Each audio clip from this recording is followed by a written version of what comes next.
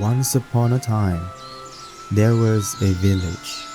The morning sun stretched its golden fingers across the valley, brushing the rooftops of the little village with light. Smoke rose lazily from the chimneys, carrying the scent of fresh bread and herbs into the crisp air. Dew still clung to the fields of barley, making them glitter as though they had been dusted with diamonds. A rooster crew from somewhere behind the cottages, answered by the laughter of children who had already escaped their homes to run barefoot through the grass. The village was not large. A circle of cottages built from timber and straw stood snugly together, their doors facing inward toward a wide open square. At its center, a stone well stood, worn smooth by generations of hands. Women gathered there in the mornings, buckets swinging, their chatter light and musical. Beyond the cottages stretched farmland, neat rows of wheat and barley swaying in the breeze. A vegetable garden bright with green shoots, and orchards heavy with ripening apples.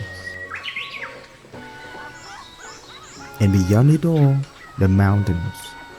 They stood like silent guardians, tall and mist-crowned, their gray-blue peaks piercing the sky.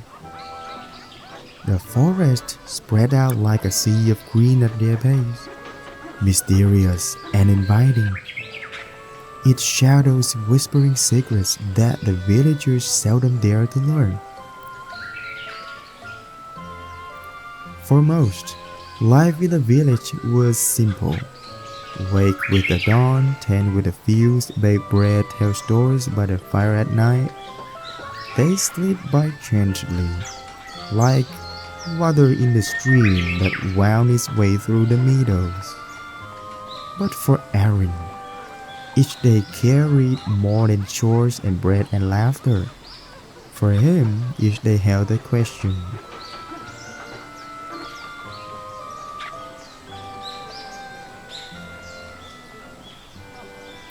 Aaron was sitting by the stream that morning, his bare feet dangling into the cool water. The boy was 12, with dark hair that always seemed untidy no matter how often his mother fussed at it,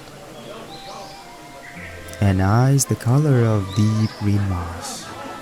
They were curious eyes, always searching, always hungry for something unseen.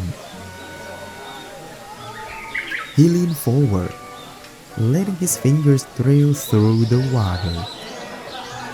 The stream gurgled happily, carrying leaves and flower petals downstream, onward toward somewhere he had never been.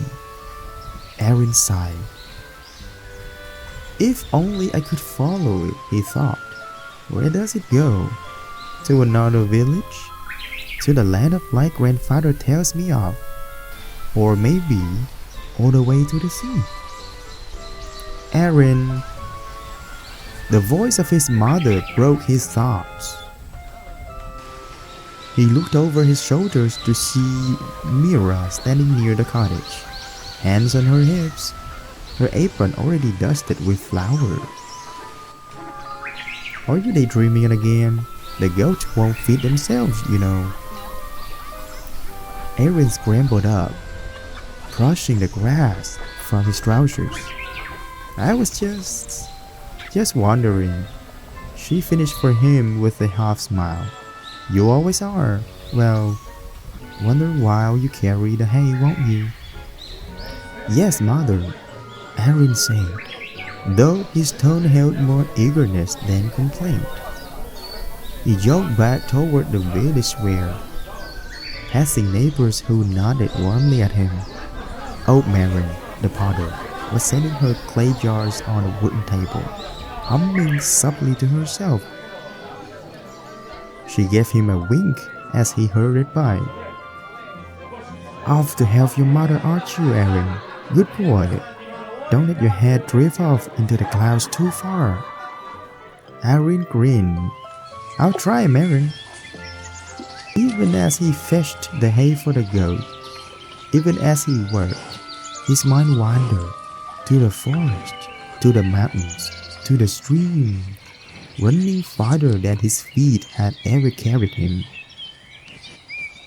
Because in his heart, Aaron knew there was more.